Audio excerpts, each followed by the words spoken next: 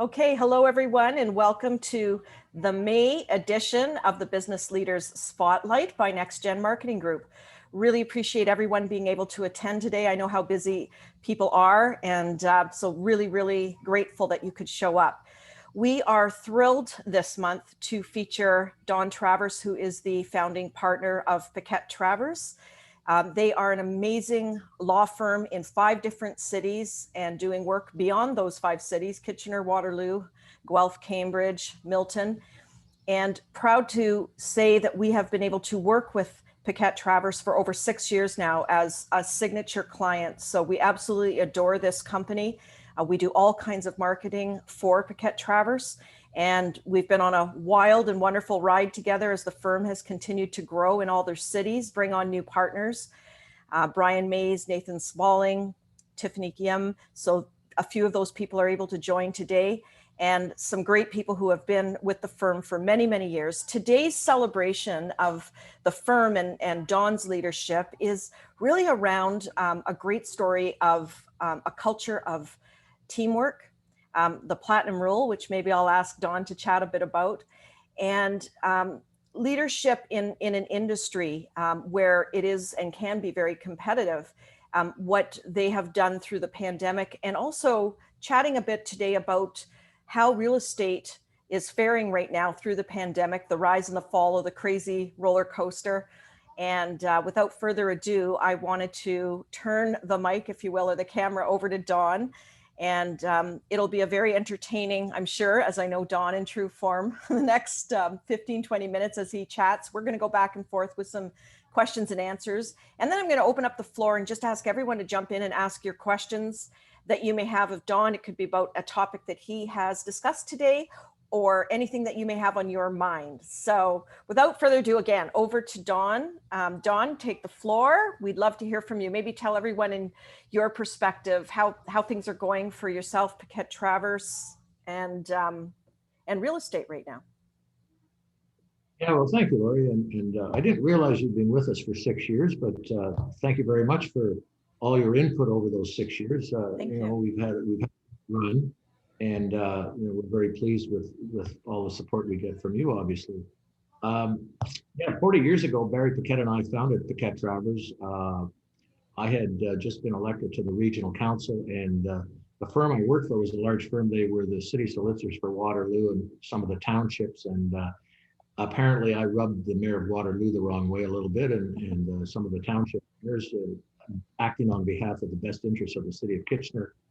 So it created a conflict for the firm. So Barry and I set up our own firm. Barry did the litigation. I did the real estate, but mainly corporate work at the time. And we've had a great run. Barry and I have been together for 40 years, which is amazing for lawyers, because lawyers quite often flip back and forth, and it's like herding cats. So it's hard to necessarily stay together for very long. But Barry and I were together for 40 years, and Barry's been a very good friend of mine for many years, and we never had anything in writing, actually. We were very successful, but we never had anything in writing until we actually incorporated holding companies, and then the government needed to see a partnership agreement. So that was the most difficult thing we had to do, was do a partnership agreement. Now, of course, I have new partners in Brian Mays and Nathan Smalling, and we're very excited with the dynamics that they have brought to the firm. And Tiffany Yim is a new associate and a brilliant young lawyer. So we're really just working on all cylinders, which we've done for many years. Over the years, we've actually started out as really a residential real estate firm. But in the late 80s, a very good friend of mine, an accountant, a friend of mine, and a business partner suggested that I should get out of politics. I couldn't be a lawyer and a politician as well. So I got out of politics, and he said that the key to making money was really to leverage your time, which meant that you could make a good living as a lawyer just on your time, but you really needed people working for you. So that's where we decided to get into residential real estate, because we could leverage our time, because a lot of the work is done by clerks. So that's what we've done. And now we have, today it was 39 people on the payroll.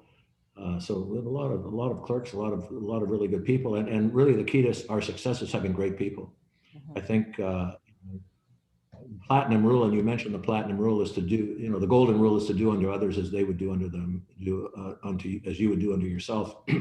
Platinum rule is to do unto others as they would do unto themselves. So there's a big difference between how we might feel and how we would want to be serviced and how maybe somebody else might want to be serviced. So that's the key to the platinum rule.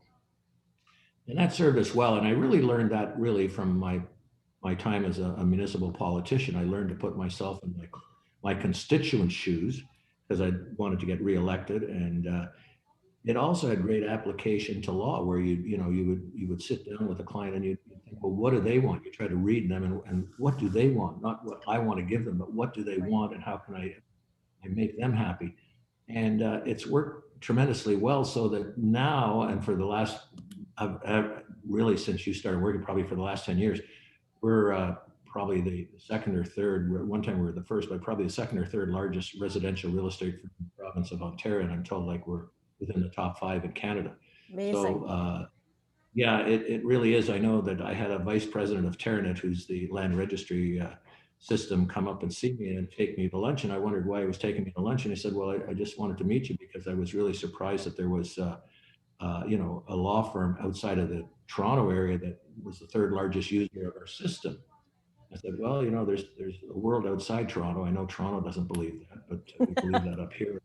So, that was kind of a strange thing for him to say, why to come up here to meet me just because of our usage. But we have been very successful and we continue to be successful because of course, Brian and Nathan now and soon to be Tiffany, but also because of the great people. I mean, I think my greatest accomplishment as a leader is to just get great people and retain them. And we just had the celebration of real estate managers 30 years with me. And, if you know me, I mean, I like to think that I'm a nice person, but other people would say otherwise. But he's been with me 30 years and we've got a lot of people at the 20-year mark. So, I mean, I think that the key is the people, is the brand and, providing great service.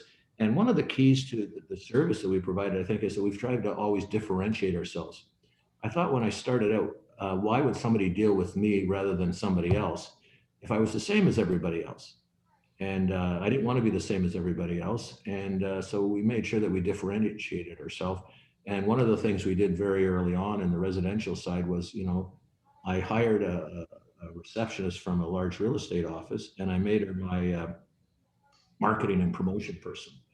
And I said to her, I said, Christina, what do agents want? What can we do for agents that would make them happy? And she said, well, you could deliver their commission check because that's their paycheck. Most people get paid on a weekly basis, on a Friday or whatever.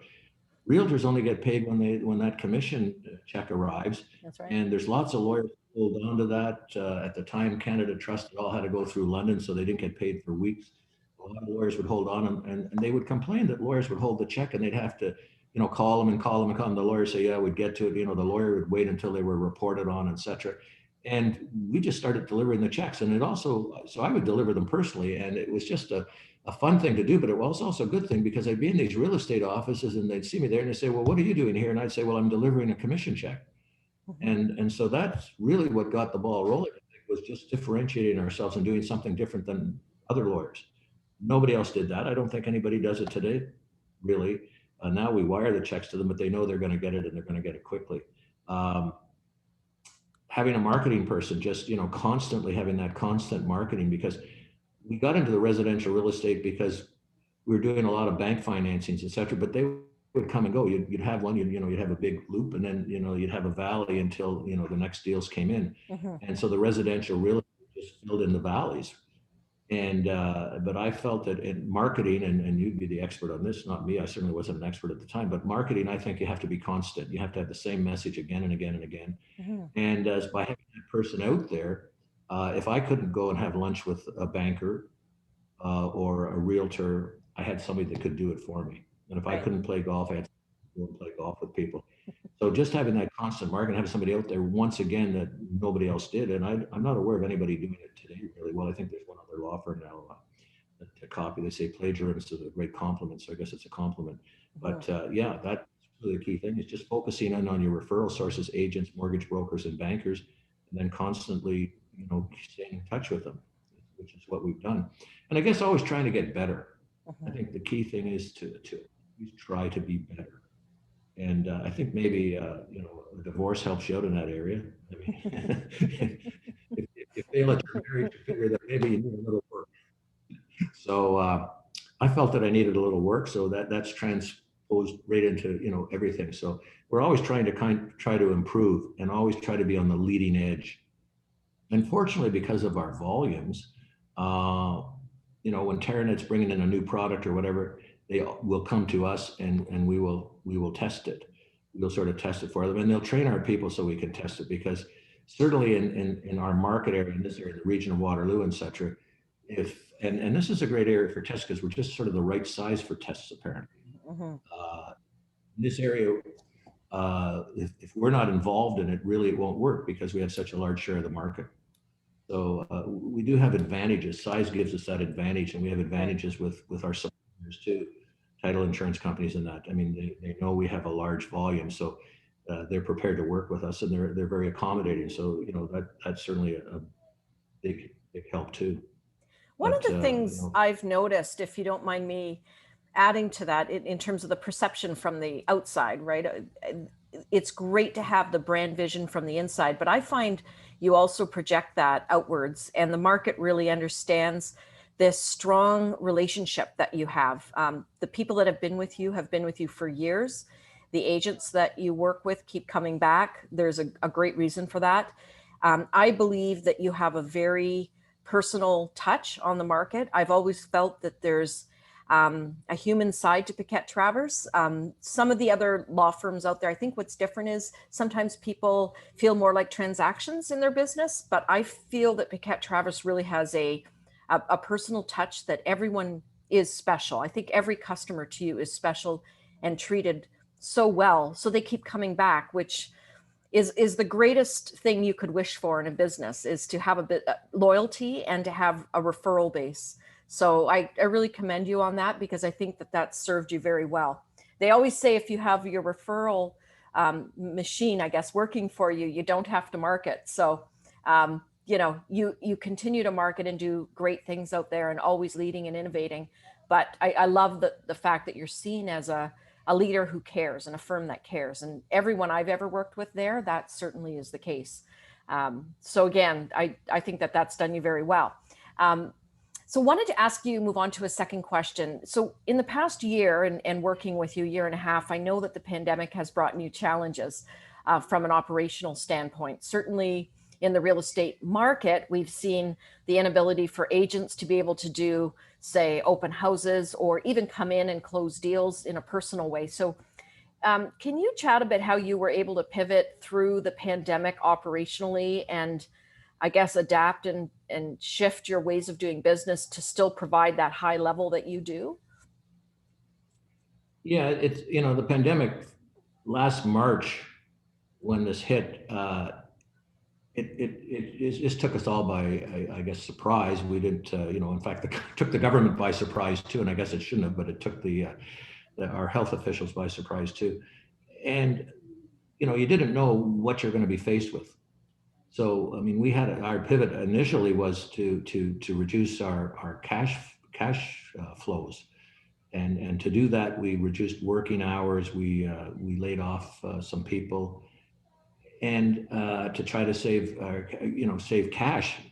And yet the market really didn't. The market slowed, I suppose, but it was constant. So we never really lost. We never were down in business. And so by the springtime, we realized that the market was, and I anticipated the market was going to pick up again. We were basically up 4% the first half of the year, which was surprising. And then we were able to bring people back and bring the hours back on because we were afraid that we had to save cash. And then we found out, well, we really didn't. And then we hired new people. We hired new people in the summertime because I anticipated there'd be a rush in the fall when the pandemic started fading. And that's exactly what happened. I mean, we just went crazy in the fall. We were up 30%, like every month. And fortunately, we had the people to take advantage of that. So that the pivot was to sort of slow down and try to preserve our cash, So we'd stay in business. And then when we realized that that wasn't going to be a problem, it was bringing people on and hiring more people so that we could deal with the push that ultimately came. So sort of, we were lucky that we anticipated that properly, Right. and hiring new people again. Like we've hired people this spring. Once again, the market continues to be crazy strong. We're up 30% plus every month this spring, and we're hiring new people. And I just walked into my pit, they call it, where most of our clerks work from, and we've just added 4 new desks. Like we just opened it up. We've added four more desks, so it's getting bigger and bigger. So business is continues to be really strong, and from the marketing point of view, we always had movie nights, and we'd have 500 or 600 agents at these movie nights. And that our one that we were anticipating was the new James Bond movie, which has been postponed. We were going to have the preview of that in Kitchener-Waterloo. And we haven't been able to do any of those types of things. So what we've had to do is really market, and we always did this anyways, but to go and do a lot of Facebook and cetera with various real estate offices, put on programs with realtors, which I think are very successful. I'm not aware of a lot of other lawyers doing that. So we're actually educating realtors and helping them. This morning, Tiffany and I did one for new agents. And I saw that there were older agents there, but just talking about problems, like how to keep agents out of trouble. Right. And I think they really appreciate that. And then I was asked, it's funny, at the end, the broker asked me why I was still doing this. And because I've been doing it so long, I said, because I love what I do. It's fun. And I love doing the seminars, and I love to, just, build the business. And I want to build the business for Nathan and Brian and Tiffany now. I want to leave a really excellent, residential real estate firm. And we do other things too, but that's what we're known for, and that's what we're trying to do, is just leave something. Although when we added some filing cabinets, they took my picture down in the hallway. It's on the floor. I'm afraid somebody's going to pick it. Somebody doesn't. One of the staff, if I get mad at somebody or they get mad at me, I suppose they could just kick me in the face and the picture might be gone. I'm hoping somebody will put the portrait up again, but we're running out of space for it, I guess. But yeah, so I think if you love what you do, that sort of comes through. Right. And I think I always felt that I had to treat my staff well, so they could treat the clients well. So because how could I, my staff poorly and expect them to treat people well? And so we've always tried to treat our staff very well and show a lot of respect for them. And I hope that they respect me. I believe they do, but I think that's the key thing. Yeah.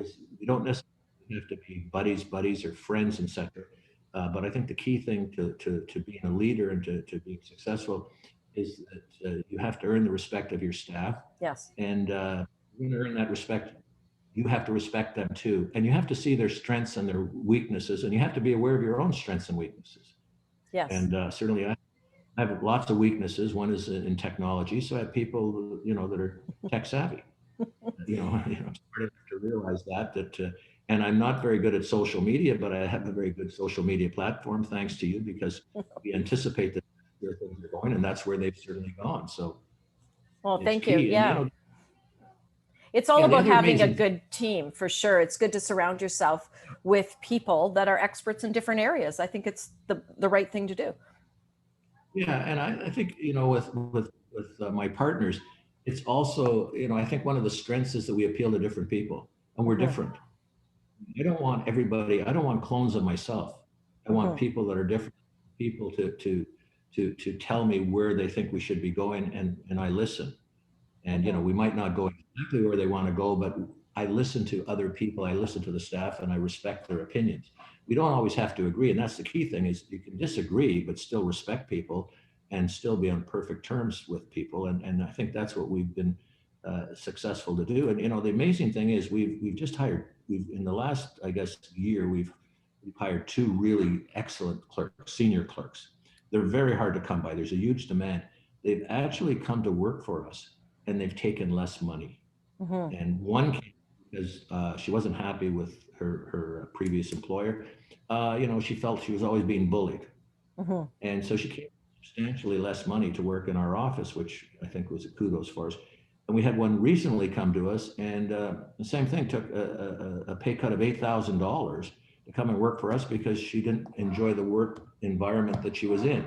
Right. And hopefully she's in the work environment here. So, I think that's the most important thing. There's two paychecks. There's the paycheck you get with the money, and there's the psychic paycheck. And I Love think it. we try to focus paycheck, we pay you well, but we also treat you well, and therefore, you treat our clients well, and people are happy, and certainly they come to our door. It's like a snowball, as you said, residuals. Like you start that snowball rolling down the hill, and if the conditions are right, that snowball gets bigger and bigger and bigger, and that's what's happening.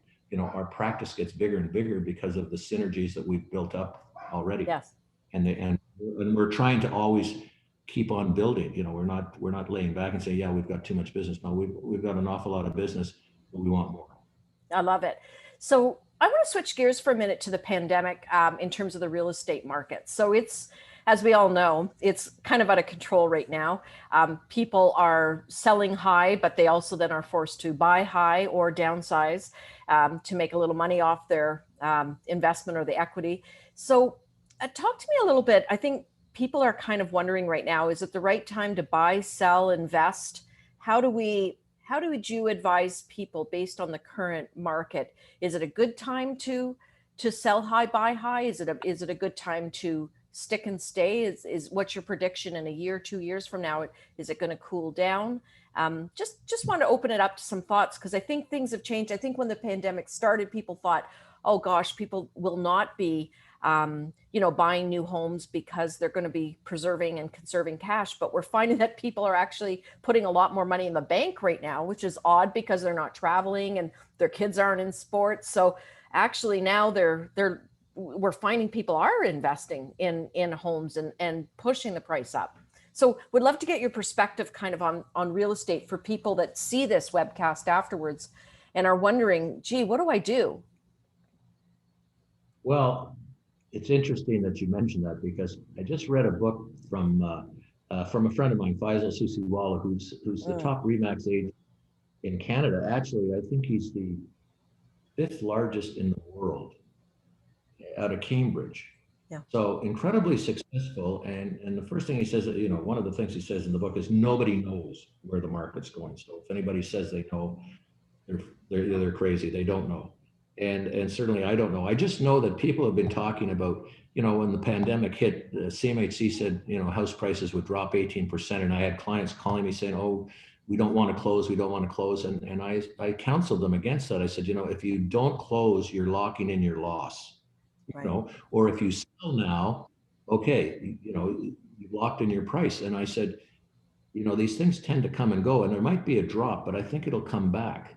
And of course it came back like with like a fury. It just went flying. So that ended up being good advice. Right now, I don't know. Like, I think that prices have stabilized, but I saw the weekly stats last week. I sort of watched these things carefully. 83% of property sold over asking last week. Right. So prices are stabilizing. They're not going up as quickly year over year, but they've a dramatic increase. They're up about 20 or 30% over last April. Right. I think, or last March. April has slowed down a little bit.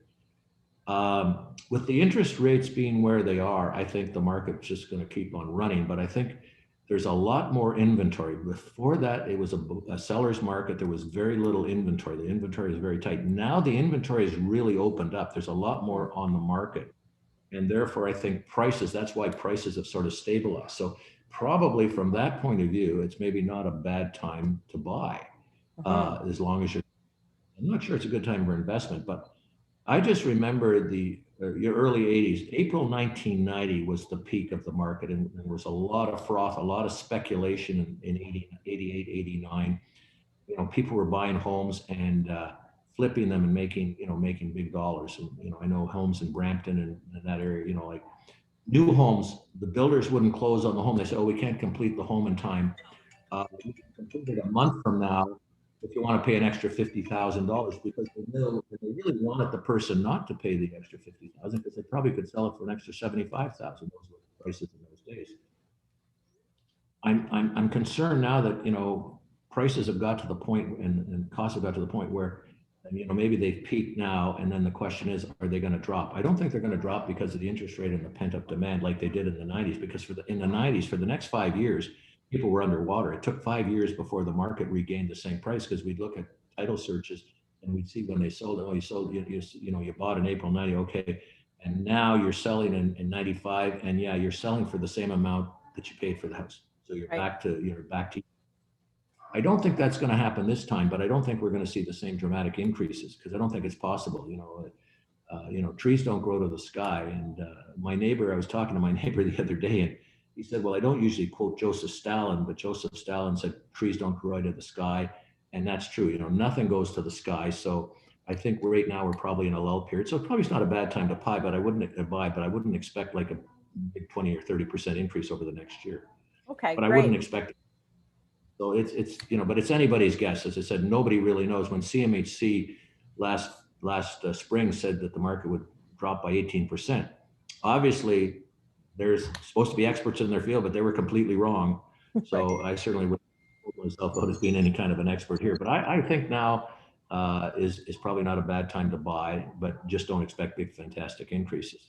Right. I love it. Well, that's a good perspective. I know we have some mortgage folks on the call, and I wanted almost to flip it over and open up to a Q&A, because hand in hand with real estate being out of control on the buy side, sell and buy, but when you're selling high, you're also now buying high. But the stress tests that have come into play, some new tests, and kind of looking to Connor here and perhaps Nancy, what have you found that you're, in the market in terms of people's ability to borrow and, their financial state? Are people able to get the money that they're looking for? Say, for example, if they bought a home 3 years ago for 450, they're selling it maybe now for 600-700, but their income maybe hasn't risen that much. There's been a COVID impact, so really they're probably still looking at being able to afford or being approved for a 450 level, but they're having to buy a lot higher. So how is that impacting people who want to play the real estate game but can't get approved? And just kind of opening this up to maybe to the mortgage folks to chime in on.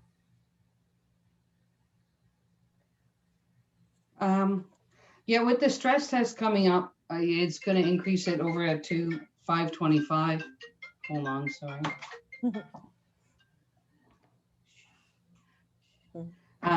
We're finding the biggest struggle is with first-time home buyers.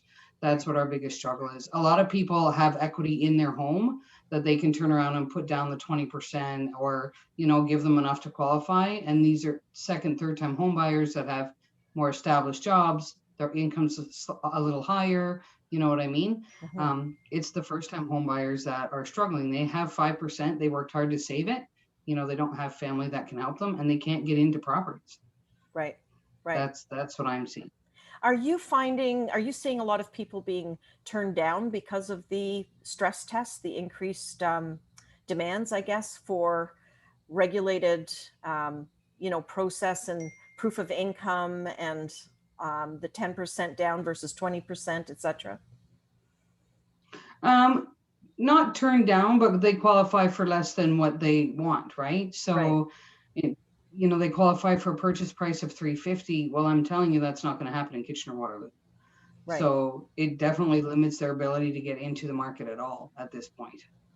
Do you think, has there been a shift? I've kind of been chatting with different people about this. Has there been a shift with people sharing homes, families kind of re-cocooning back together, living together, kids staying at home longer? Have you seen that? So I have seen a few adult children that are in their parents' home, and they're going on that mortgage to help them qualify for a refinance or something. So they're staying home and their income's helping them do something with that property, build a basement apartment, etc. Right. I know of quite a few people that are buying with parents or siblings because they need 3 or 4 incomes to qualify for the $900,000 purchase that they're looking for, right? Right. Right. Yeah. So it's definitely more prevalent, or there's a lot of parents that are taking equity out of their homes to help their children buy homes. Yes. Yeah. We're seeing because that. They can't get with. Yeah. Well, and Toronto is crazy. I mean, KW is already high enough, but the prices I'm hearing about in Toronto, and even Don and I were talking last week about Collingwood, really exploding, multi-million-dollar properties in that area. So it's really not cheap to live anywhere, to be honest. It's all relative, I guess. Yep. So great. Well, I wanted to just open up the floor for a few minutes just to field any questions or further comments or amplify any points that Don made. It's an opportunity for anyone to ask those questions. And if not, we will round out our webcast for today, but certainly wanted to give anyone an opportunity to jump in with any questions or thoughts. I've got a question for Don. Sure, Brian. What would be your one piece of advice to a young, aspiring either lawyer or mortgage broker or anyone in the real estate field who's just starting out? If you could give them one piece of advice in terms of a long and healthy career, what would be your 2 cents on that? Well, I think the key to that is having a good mentor. I mean, that's what I had. I mean, I think that's the key thing. I mean, I think I learned some of the things from a leadership point of view from my own father, who left the Gaspé Coast at 16 years old with a grade 8 education and ended up running the Bank of Nova Scotia in the province of Quebec. And in the summers, he would give his chauffeur a week off, and when I could drive, I'd drive him around, and just sitting and listening to him talk to the other bankers and to the government officials in Quebec City and clients. I think that was really helpful. I think it was all about respect, and the fact that he talked about he never wanted to necessarily be anybody's best friend. He just wanted to be respected and to respect them.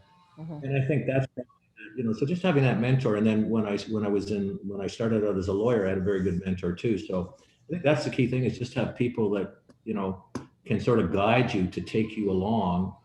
That's what I'm hoping to do, but just take people along and you see how they operate, so you can operate and not be a bully and not be greedy. Lawyers are always accused of being greedy. I know the movie The Firm with Tom Cruise. I mean, the guy, his mentor tells him, if you're shaving and you think of the client's name, bill him for it. So that's awesome. You got to shave that beard off and you think of a client. His advice would be to bill him for it. My advice would be, just shave off the beard and be fair and never be greedy. Never try to squeeze the lemon for every ounce of juice. Just always leave something in the lemon, and then the lemon will treat you properly, or the client should treat you properly. I shouldn't compare the client to a lemon, but the client will treat you properly. So I think the key thing is just being in that situation where you have a good mentor, somebody to help guide you. Because I don't think any of us really have all these attributes that you need to be successful in the long run and for a long stay. I mean, I think you learn these from other people in your dealings. I mean, I learned a lot from politics. I've learned a lot from other people and friends, et cetera, that are business people, et cetera, and people that I was in business with. I love that answer, and I love the question even more, Brian, because I think it applies to so many businesses, and that's really the essence of what our spotlight is about. It's helping other businesses to learn from the success of firms that have done it, have paved the way, have been trailblazers. And I think about what you're saying, Don, about mentorship. A lot of the times, and there's been a lot of studies done on this, people tend to stay with firms and succeed when they feel valued. And they feel like they have a part of the big picture. They feel like they're contributing. So it's often the softer intangibles that make the biggest difference, which speaks to why some people have come to you for less money than they were making somewhere else. At the end of the day, people want to be treated like humans. You guys have the human touch. We go to work thinking that, we have a job to do and we have this work persona, and certainly that's part of professionalism, but it doesn't mean we can't relax and have fun, and I think you guys do that in spades. I've seen what you've done over the years with your movie nights, the radio show, with Angie Hill. Lots of fun. You guys know how to keep the human aspect. So, and I think that's what keeps people in companies. I think if they're feeling valued, if they're enjoying themselves, if they go home at the end of the day and say, I did the best I could do. I was valued for it. I contributed, and I'm getting paid a great wage. I feel secure. You can't ask for anything more. And then the career, as the company brings more experiences, their knowledge increases. I look at Thomas, for example. You've been with the firm, Thomas, just calling on you, not to surprise you, but you've been with the firm how many years? Oh, I know, over 10, right? Yeah, we're going on 11 now. 11 years. So yeah, maybe just to, you came into the firm kind of in an entry level position, I'm assuming. Yeah. And you've worked your way right up through and very successful, and now running business development in the marketing area. So what would you say from a perspective of someone who did come in and learn and work your way right up? What was the key success factor for you? For myself, I found that you need to take a hold of the opportunities that are presented to you. I think a lot of people find it, the opportunities come to you every single day. And, a lot of people just let them pass by. And I really, found it in myself to look out for those opportunities, to work hard. You have to give as well as you get. And I always feel that there's two types of people in the world. There's the ones who are looking for a hand up, and there are ones who are looking for a hand out, right? And you can't always be the one looking for a hand out. You have to be the one looking for a hand up. So that's kind of my motto as I moved up in Paquette Travers and where I am today. That is awesome. I love that. Mm. Is there anything else from the group today? Any other questions, thoughts, color? Any Leafs fans out there? Oh yeah. Yeah, big game tomorrow.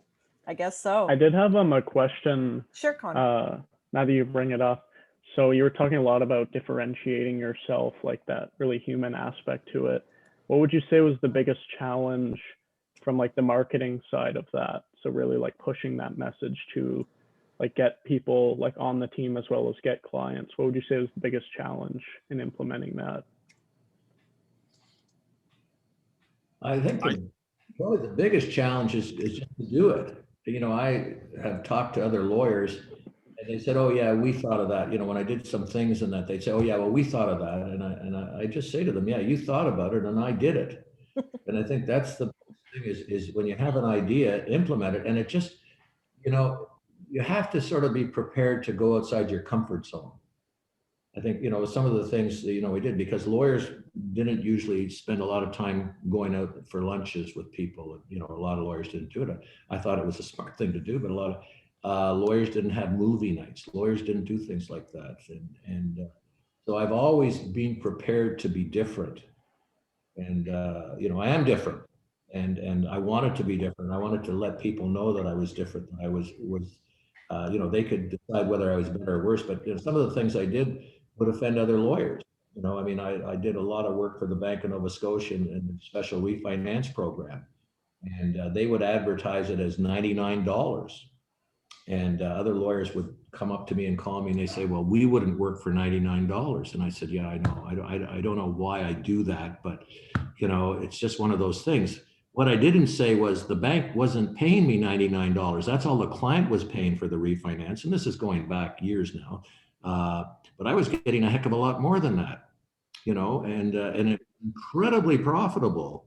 And if it was just $99, it probably wouldn't be, but it was much more than $99.